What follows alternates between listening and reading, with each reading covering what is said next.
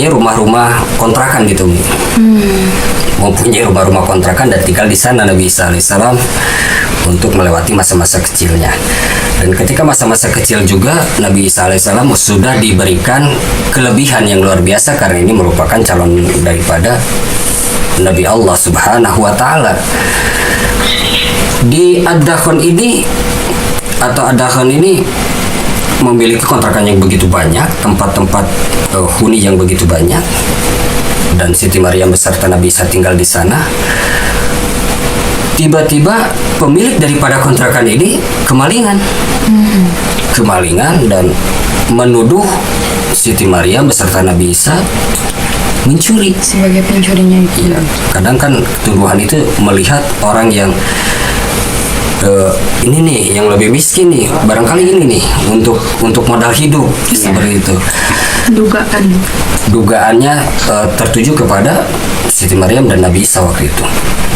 Dan atas izin Allah Subhanahu wa Ta'ala, Nabi Isa itu kan bisa berbicara, terus diberikan hal-hal yang gaib dinampakkan kepada Nabi Isa alaihissalam. Jadi mengetahui perkara-perkara gaib atas izin Allah Subhanahu wa Ta'ala. Nabi Isa menyuruh ibunya untuk mendekati dua orang, salah satu yang buta dan satu yang pincang. Dan Nabi Isa berkata, sesungguhnya engkau lah malingnya. Dan memang benar, dia malingnya. Akhirnya harta rampasan atau harta curiannya itu diserahkan kembali kepada pemilik kontrakan. Dan menyebar juga berita itu bahwa atas keluar biasaan daripada Nabi Isa itu akhirnya diketahui oleh orang banyak. Nah, anak si pemilik kontrakan ini ingin menjamu tamu-tamu yang luar biasa. Ini kehebatan lain daripada Nabi Isa. Ingin menjamu tamu-tamunya, jadi para pembesar juga, dengan hidangan-hidangan yang begitu luar biasa. Dan ada acara setelah menyantap hidangan itu akan ada kalau kita sih bahasanya party gitu ya, minum-minuman mungkin ya. Ingin ditutup dengan acara khamar, minum-minuman keras. Dan atas izin Allah, ketika sudah selesai hidangan dan makanan sudah dimakan, di tempat kendi-kendi yang sudah tersedia khamar itu tiba-tiba tidak ada air, Umi. Khamarnya hilang semua. Hilang semua. Khamarnya hilang, dan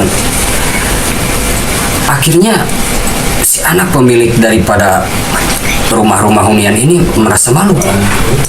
Bagaimana nanti yang dikatakan oleh para tamu-tamu, diberi makan tapi tidak diberi minum?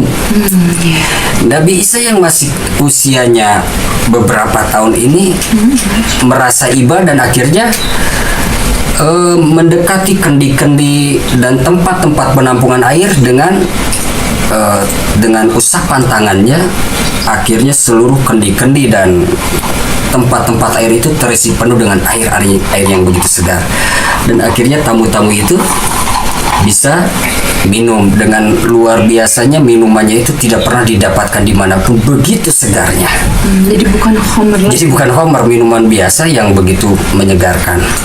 Dan atas terima kasihnya, niatan daripada anak pembesar ini ingin bersodakoh kepada keluarga Siti Maryam, namun ditolak untuk sodakoh itu.